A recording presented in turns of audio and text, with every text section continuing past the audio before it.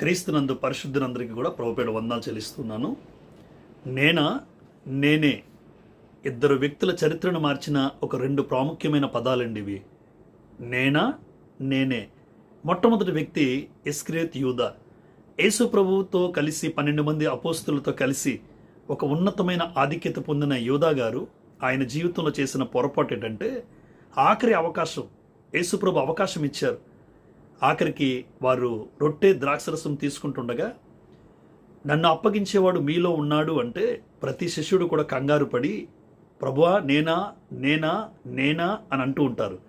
ఆఖరికి యూదా కూడా ప్రభువా నేనా అని అడుగుతాడు తప్ప, ముందుగా ఒప్పందం చేసుకుని 30 వెండి నాణేలకు వచ్చి కూర్చొని ఎవరికీ తెలియదనుకుని ఆయన మాట్లాడుతున్నాడు. హృదయ అంతరంగాలు ఎరిగినవాడు కదా ప్రభు. ఆలోచించండి, నేనా అన్నాడు తప్ప అయ్యా ఆ దుర్మార్గుడిని నేనే అని ఒప్పుకోలేదండి యోధ. హృదయాన్ని కఠినం చేసుకున్నాడు. సామెతల గ్రంథం 28వ అధ్యాయం 14లో హృదయమును కఠినం చేసుకున్నవాడు కీడులో పడతాడు. ఎవరైనా మన జీవితంలో ఏ తప్పైనా చేసుకుంటే ఎప్పుడు తప్పును కప్పిపెట్టుకోకూడదండి.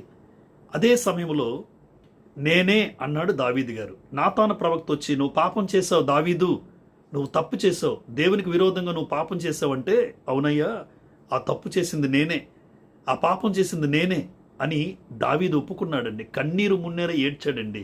ఆలోచించండి, ఇద్దరు వ్యక్తుల జీవితాలు. ఒకరేమో ఒప్పుకోకుండా కప్పుకున్నాడు, ఒక ఆయనేమో తప్పు చేసింది నేనే అని ఒప్పుకున్నాడండి.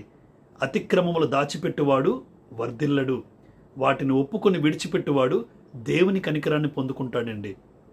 ఈరోజు ఒప్పుకొనకపోయిన ఇస్కరియోతు యూదా పరిస్థితి ఏమైంది? ఊరేసుకున్నాడు. ఒప్పుకున్న దావీదు ఊరేగించబడ్డాడు. గమనించారా?